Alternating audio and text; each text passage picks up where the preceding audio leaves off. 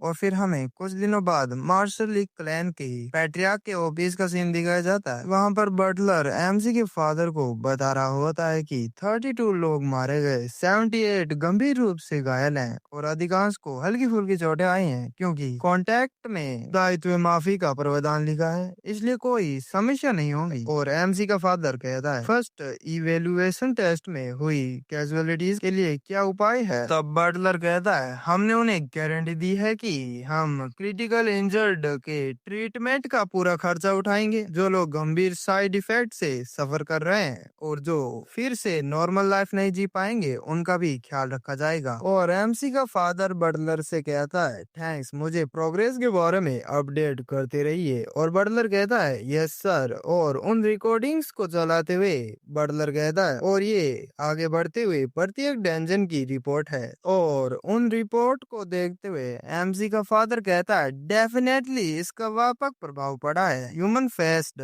Spider forest खतरे में है ना? और बटलर कहता है, जी हाँ, ये गैंग वोंडो के नॉर्थ के अंत के निकिट लोकेट है। और एमसी का फादर उस वीडियो को देखते हुए कहता है, ये काफी छोटा था है ना? तब बटलर कहता, हमें बताया गया था कि रिकॉर्डिंग में से केवल यही रिस्टोर किया जा सका, हालांकि मुझे ऐसा लगता है किसी ने इस वीडियो को एडिट किया है। तब एमसी का फादर कहता है, वो एक इंटरेस्टिंग चाइल्ड है, आपको क्या लगता है? तब बटलर कहता है, उन्होंने अपनी बुद्धि से एक टफ मिशन को कंप्लीट किया है, जो डेफिनेटली इम्प्रेसिव है, लेकिन मैं चिंतित हूँ क्योंकि उन्होंने जो स्ट्रेटजी अपनाई है वह स्टैंडर्ड नहीं है। तब एमसी का फादर कहता है, यही यही बात तुम भी सोच रहे हो? बटलर कहता है, इरेगुलर और अनकन्वेंशनल, ये दो बातें दिखती हैं कि वो कितना साहसी है। वो प्रोबेबली केवल इसीलिए ऐसी ग्रेट स्ट्रेटजीज के साथ आने में एबल है क्योंकि वो स्टैंडर्ड स्ट्रेटजी को बहुत अच्छी तरह से जानता है। मैं तो ये कहूंगा कि एक इंस्ट्रक्टर भी उनके प्लान को बिना विरोध किए उनको फॉलो करेगा। इससे ये सिद्ध होता है कि वो कितने इंसाइटफुल है। एमजी का फादर कहता है, रियली? मैं क्या कहूँ, इसकी कोई इन्फॉर्मेशन भी लीक नहीं हुई और प्लान को काफी परफेक्टली एग्जीक्यूट भी किया गया। केवल फर्स्ट एवोल्यूशन टेस्ट के लिए ही नहीं, बल्कि नॉर्मल एवोल्यूशन टेस्ट की डिफिकल्टी को भी इंक्रीज कर दो। और बटलर कहता है, मैं समझ गया, मैं बस यही करूंगा। और एमसी का फादर कहता है, अब दूसरे कैडेट्स को उस पर अधिक ध्यान देना शुरू कर देना चाहिए। और फिर सीन कुछ महीनों बाद का दिखाया जाता है और हमें क्लास 5 का एक्सक्लूसिव ट्रेनिंग ग्राउंड दिखाया जाता है। और वहाँ पर एमसी को कोई बुलाता है। किम हान रोते हुए कहता है, तुम जानते हो कि हम कल ही फाइनल इवेलुएशन से पास हुए हैं। तब एमसी कहता है, हाँ, इसलिए तो मैंने तुम लोगों को कल छुट्टी दी थी। तब किम हान कहता है, मेरा मतलब कोई बात नहीं। और एमसी सभी से कह रहा होता है, इस साल का फाइनल इवेलुएशन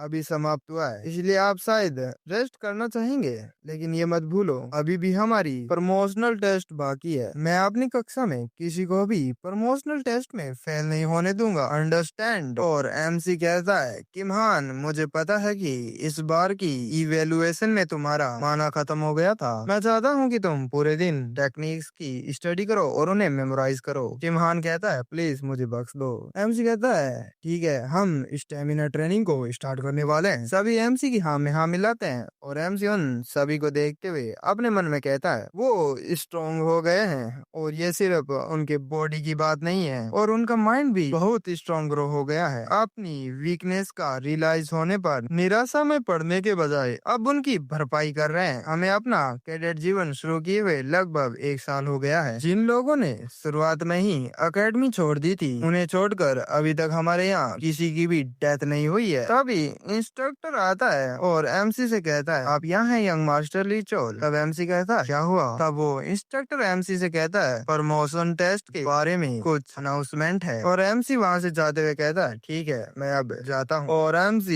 अनाउंसमेंट हॉल में एंटर होता है, तभी उसे कोई बुलाता है और वहाँ पर हवा एमसी को बुलाते हुए कहती है, यहाँ पर, और इशारा करते हुए कहती है, यहाँ पर बैठो, मुझे तुमसे कुछ डिस्कशन करना है। और वो कहती कहती है, तुमने इवेलुएशन में बहुत अच्छा परफॉर्म किया है। तब एमसी वहां पर बैठते हुए कहता है, मैंने सुना है कि क्लास 1 ने भी बहुत अच्छा परफॉर्म किया है। अब हवा काफी नाक चौड़ी करते हुए कहती है, हमने किया है ना। और फिर हवा मेन पॉइंट पर आते हुए कहती है, नहीं नहीं नहीं, ये अभी इम्पोर्टेंट नहीं है। और धीरे से कहती है, तुम्हें प्रमोशनल टेस्ट में कुछ दिक्कतें आ सकती है। हमारी योलहा और जाहाक को हाल ही में मदर के रूम में बुलाया गया था, यानी भाई एमसी के स्टेप मदर के रूम में। रूमर्स फैल रहे हैं कि उसके बाद वो बाकी सभी कैडेट से मिल रहे हैं। तब एमसी कहता है, क्या वो मुझे प्रमोशनल टेस्ट से डिस्क्वालीफाई करने की कोशिश कर रहे हैं? तब हवा काफी चिढ़ते हुए कहती है, जाहिर है ये अलाउ नहीं है, लेकिन ये थोड़ा सा डरावना जरूर है, क्योंकि हमें नहीं पता है कि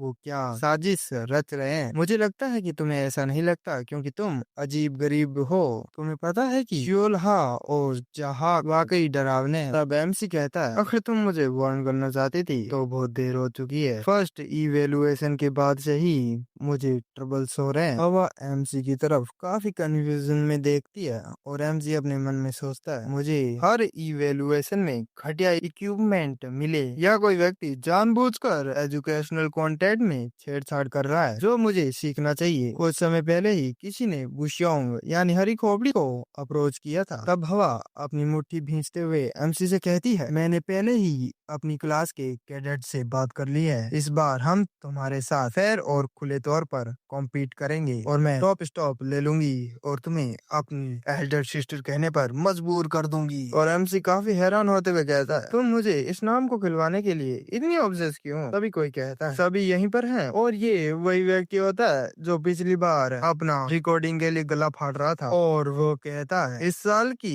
इवेलुएशन टेस्ट आज समाप्त हो गई है। अब मैं कैडेट्स को प्रमोशनल टेस्ट की डिटेल्स अनाउंस करूंगा। जैसा कि आप सभी जानते हैं, सभी इवेलुएशन टेस्ट का रिजल्ट जो होता है प्रमोशनल टेस्ट के रिजल्ट से कंपेयर किया जाता है, ताकि ये कंफर्म किया जा सके कि आपको प्रमोट किया जाएगा या नहीं। ये प्रमोशनल टेस्ट Y7 गेट पर कंडक्ट किया जाएगा, जो गशोंग से लगभग 3 किलोमीटर नॉर्थ में लोकेट है। और गेट Y7 का नाम सुनकर एमसी काफी शौक हो जाता है और अपने मन में कहता है, मुझे उम्मीद थी कि प्रमोशनल टेस्ट में कुछ चेंजेस होंगे, लेकिन मैंने नहीं सोचा था कि ये गेट पर रखा जाए। तभी वो व्यक्ति सभी को एक बैच दिखाते हुए कहता है, गेट पर एस्टिमेट मार्शल लिखी हुई नेम प्लेट्स लगी होंगी। आप सभी कैडेट्स भी अपने साथ एक एक नेम प्लेट को लेकर जाएंगे। अगर आप अपनी नेम प्लेट को खो देते हैं तो आपको डेड डिक्लेयर कर दिया जाएगा और आपको वहीं अपना टेस्ट ग्राउंड छोड़ना होगा। इसके अलावा और कोई रूल नहीं है, आपको बस जितना हो सके उतनी नेम प्लेट्स को इकट्ठा करना है। और एमजी सरकास्टिक स्माइल के साथ कहता है, ये प्रमोशनल टेस्ट सिर्फ इस बारे में नहीं है कि कॉम्बैट में कौन बेस्ट है। इस टेस्ट को कैप्चर कहना अधिक सही होगा। तो क्या वो इस तरह से खेल रहे हैं? और एमसी हमें इसके बारे में समझाते हुए कहता है, नेम प्लेट्स को चुरा कर उन्हें हासिल करो और सरवाइव करो। अगर आप अपनी नेम प्लेट को खो देते हैं तो आपको डेड मान लिया जाएगा। खेल के नियम सिंपल है, लास्ट में आपके पास कितनी नेम प्लेट्स होंगी उसी के अकॉर्डिंग मार्क्स दिए जाएंगे। और यहाँ पर डेड समझा जाना एक ट्रैप है। यदि कोई किसी की नेम प्लेट को चुरा भी लेता है तो भी बाहर किसी को कुछ घंटा पता नहीं चलने वाला है। उन्हें बस किसी दूसरे की नेम प्लेट को चुराना है या छिपी हुई नेम प्लेट में से एक ढूंढनी है। और एमसी अपने हाथों को क्रॉस करते हुए अपने मन में सोचता है, और इसमें इंडिविजुअल फाइट भी शामिल है जिनमें सेकंड ईयर भी इन्वॉल्व है। इसके बीच जरूरी कोई ना कोई तो है जो ये सब करा रहा है। और एमसी स्माइल के साथ कहता है, प्रमोशनल टेस्ट एक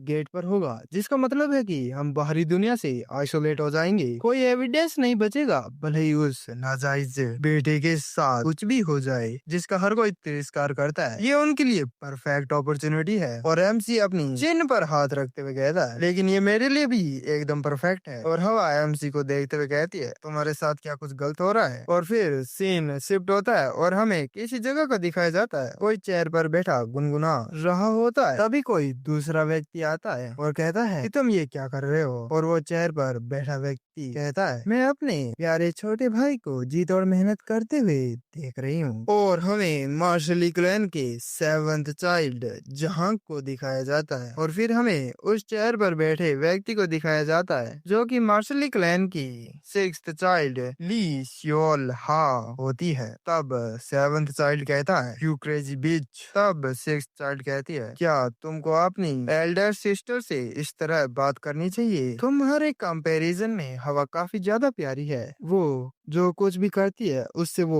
खरगोश जैसी लगती है, जिससे जो है मुझे उसकी गर्दन तोड़ने का बहुत मन करता है। तुम्हें क्या लगता है? तब सेवंथ चाइल्ड कहता है किसके बारे में? तब सिक्स चाइल्ड कहती है और क्या, मदर के ऑर्डर के बारे में। तब सेवंथ चाइल्ड कहता है मैंने सोचा है कि अब उसे चेक करने का अच्छा समय है। तब सिक्स चाइल्ड अपने ड्रैगर को उछालते हुए कहती है मैं उसे पसंद नहीं करती, हालांकि वो एक नाजायज संतान है, फिर भी उस पर डायरेक्ट डिसेंडेंट होने का धब्बा लगा है और वो अपनी औकात जाने बिना ही एक्ट करता है, इसलिए उसकी एल्डर सिस्टर होने के नाते मैं उसे एक दो सबक सिखाऊंगी। वो बस हमारे बड़े भाई जो बिल्कुल सॉफ्ट हो गया है उसके पीछे पड़ा रहता है। अब टाइम आ गया है कि मैं उसे उसकी और फिर हमें थोड़े दिनों बाद का सीन दिखाया जाता है और सीन प्रमोशनल टेस्ट का दिखाया जाता है। प्रमोशनल टेस्ट अगले एकेडमिक ईयर में आगे बढ़ने के लिए एडेट्स द्वारा लिया जाता है और ये एक स्टेबलाइज गेट के अंदर आयोजित एक नेम प्लेट ट्रायल है। तभी किम हान एमसी से कहता है गेट को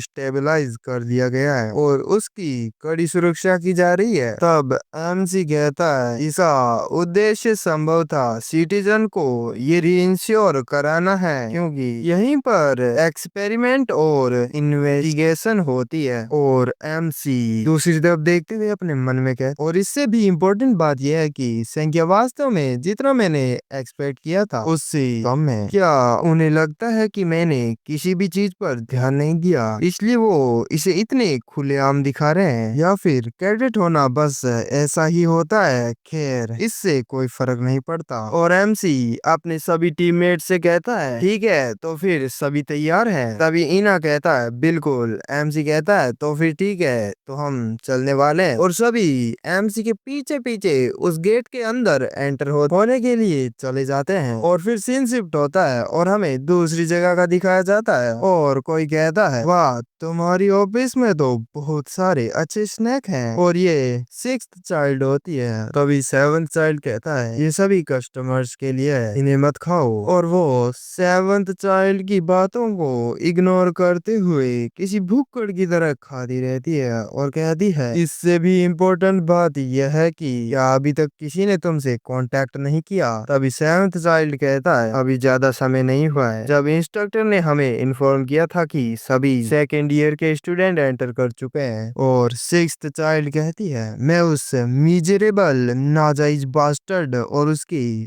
आसपास रहने वाले उन घटिया कैडेट के बारे में सोचकर ही मैं एक्साइटेड हो जाती हूँ। भाई मुझे तो लगता है ये छिनार है, ये एमसी से काफी मार खाने वाली है। इसकी हरकतों को देखकर तो मुझे ऐसा ही लगता है। और वह कहती है तुमने कहा था कि अगर हम इस मैटर को अच्छी तरह से हैंडल कर लेते हैं तो मदर हमें रिवॉर्ड देंगी, है ना? मैं सही कह रही हूँ? मुझे तो लगता है कि हमें पहले ही डिसाइड कर लेना चाहिए कि तुम्हें क्या मिलेगा। तब सेवंथ चाइल्ड अपने मन में सोचता है क्या ये सब सचमुच में इतनी इजीली सॉल्व हो जाएगा? हालांकि मुझे उम्मीद है कि सब कुछ प्लान के अकॉर्डिंग ही चलेगा। लेकिन और कुछ समय पहले हमारे सबसे बड़े भाई मेरे पास आए और उन्होंने मुझसे कहा कि तुम ली चोल के सामने कुछ भी नहीं हो, जे हाँ खुद पर ध्यान दो। उस समय मैंने मन ही मन में उनकी बातों का मजाक उड़ाया था, लेकिन किसी कारण से ये बात आज भी मुझे काफी परेशान करती है। तभी सेवंथ चाइल्ड का मोबाइल रिंग करता है। तभी सिक्स्थ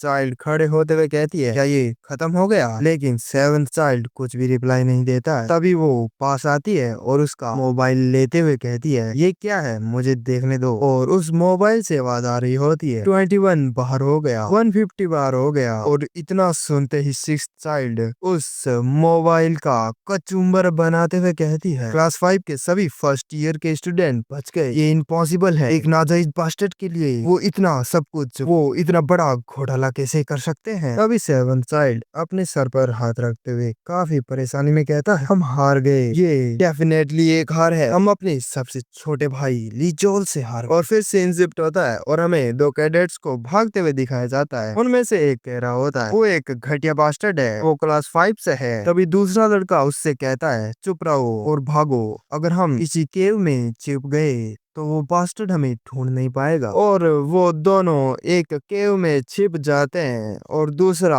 हाँफते हुए कहता है क्या हम उसे भटकाने में कामयाब रहे। तभी एक स्वार्ड काफी स्पीड से आती है और उस लड़के के बगल से होकर गुजरती है। तभी उसका हाथ कोई मरोड़ देता है और वो और कोई नहीं हमारा एनसी होता है और वह कहता है तुम्हारा पाप यहाँ पर आ चुका है और तुम लोग क्या छुपे हो, मुझे तो तुम लोगों को ढूंढने में काफी परेशानी हुई। और भाई दूसरे लड़के की तो पैंट ही गीली हो जाती है और वो कांपते हुए कहता है मेरे पास मत आना, मैं कह रहा हूँ कि तुम मेरे पास मत आना। क्या हुआ अगर तुम डायरेक्ट लाइन से आते हो, तुम हमें ऐसे परेशान नहीं कर सकते।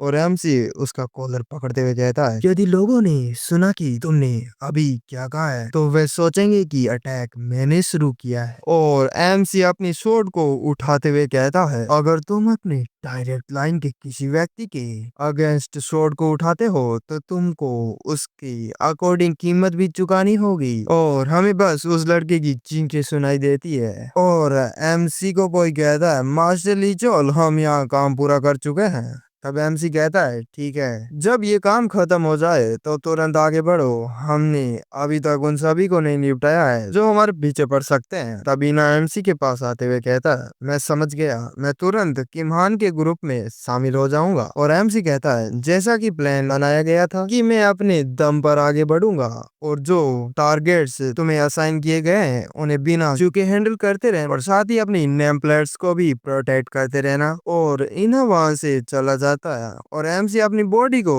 चटकाते हुए अपने मन में कहता है और इस प्रमोशनल टेस्ट का सबसे इम्पोर्टेंट पहलू प्राप्त नेम प्लेट्स के नंबर से क्रेडिट से सिर्फ नेम प्लेट से छीन लेना इनसफिशिएंट है और अपनी मैजिक आई को एक्टिव करते हुए कहता है तो मैं इसलिए एक हाइपोथेसिस के साथ आया कि क्या मैं अपनी मैजिक आई की मदद से नेम प्लेट्स को लोकेट कर सकता हूँ या नहीं। और एमसी के चारों तरफ गोल्डन थ्रेड्स फैल जाते हैं और एक गोल्डन थ्रेड किसी को लोकेट करता है और एमसी कहता है चलो एक तो मिला और एमसी उसकी तरफ बढ़ने लग जाता है। और एमसी उस नेम प्लेट को लेते हुए काफी खुश होते हुए कहता है मैं बस यही कर सकता हूँ, ये पॉसिबल है, मैजिक आई काफी अच्छी तरह से वर्क कर रही है। एमसी जंप लगाते हुए कहता है ये मेरे कंट्रोल को इम्प्रूव करने की एक अच्छी अपॉर्चुनिटी है। और फिर हमें सीन कुछ समय बाद का दिखाया जाता है, एमसी ने काफी नेम प्लेट्स को इकट्ठा कर लिया होता है और एमसी कहता है मैंने तो इस चीज की उम्मीद भी नहीं की थी कि मैं इतनी सारी नेम प्लेट्स को इकट्ठा कर लूंगा, बैग तो सचमुच में भर चुका है। तभी एमसी देखता है कि उस वैली में क्रैक आने लग जाते हैं और पहाड़ टूटने लग जाते हैं और एमसी उसे देखकर कहता है मुझे लगता है कि अब मेरी मैजिक आई को ट्रेन करवाना इम्पॉसिबल है। टेस्ट अब अपने फाइनल फेज में है लेकिन बैटल अभी तक खत्म नहीं हुआ। और एमसी अपने मन में कहता है अगर मैं उससे बचता रहा तो वो और भी ज्यादा परेशानी का कारण बन सकती है। और एमसी यहाँ पर हवा की बात कर रहा होता है और भाई एमसी इतना सोचता ही है कि हवा किसी लंगूर की तरह उसे मारती हुई आती है और कहती है फाइनली मैंने तुम्हें ढूंढ लिया लिचोल। मतलब भाई ये एमजी का पीछा नहीं छोड़ने वाली है, जहाँ पर भी वो जाता है वहाँ पर ये टपक ही जाती है। तब हवा कहती है क्या तुम्हें हैरानी नहीं हो रही है क्या मैं अचानक से आ गई। तब एमसी कहता है मुझे तुम्हारे बारे में पहले ही पता था कि तुम यहाँ पर जरूर आओगी। तब हवा कहती है तो फिर तुम रुक कर